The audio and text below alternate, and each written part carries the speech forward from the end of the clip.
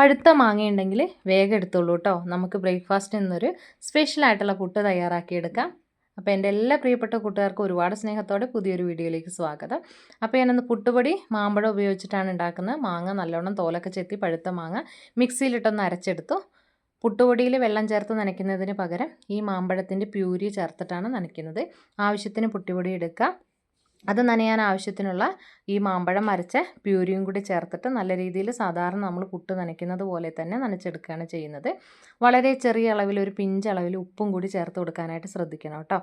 നല്ല പഴുത്ത മാങ്ങ എടുക്കാനായിട്ട് ശ്രദ്ധിക്കുക. വേറെ എക്സ്ട്രാ പഞ്ചസാര ഒന്നും തന്നെ ചേർക്കേണ്ടതില്ല. അപ്പോൾ ഈ ഒരു പ്യൂരി ചേർത്ത് എത്രത്തോളം എമൗണ്ട് പുട്ടുപൊടി ഉണ്ടോ അത് നമ്മൾ സാധാരണ നനയ്ക്കുന്നത് പോലെ തന്നെ കൈകൊണ്ട് നമുക്കറിയാമല്ലോ അതുപോലെ തന്നെ നനച്ചെടുക്കുക. നല്ല ഹെൽത്തി ആയിട്ടുള്ളൊരു റെസിപ്പിയാണ്. അപ്പോൾ മാമ്പഴക്കാലമാണ്, എല്ലായിടത്തും ഇഷ്ടം പോലെ മാമ്പഴം കിട്ടാനുണ്ടാവും. അപ്പോൾ മാമ്പഴം കിട്ടുന്നവരൊക്കെ ഇതുപോലെ ഒന്ന് ട്രൈ ചെയ്ത് നോക്കുക കേട്ടോ. നല്ല കളർഫുള്ളായിട്ടിരിക്കട്ടെ നമ്മുടെ ബ്രേക്ക്ഫാസ്റ്റ്.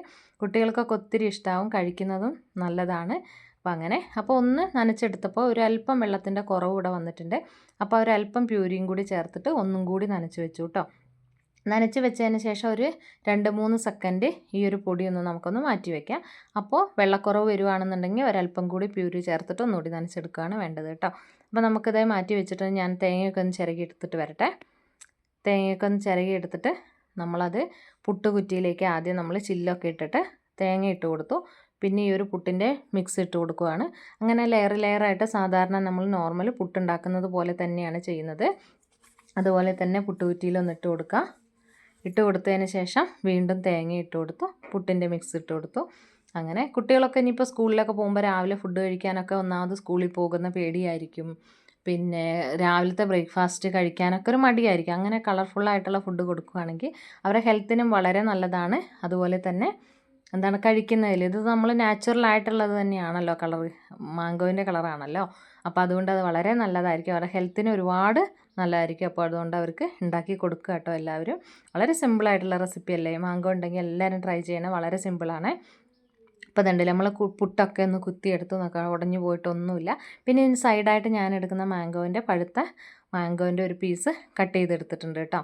പിന്നെ ഇതിൻ്റെ കൂടെ നമുക്ക് നല്ല മധുരമുള്ള മാങ്ങ ആയതുകൊണ്ട് മാത്രം ഞാനിതിലേക്ക് പഞ്ചസാരയൊന്നും തന്നെ എക്സ്ട്രാ ആഡ് ചെയ്യുന്നില്ല.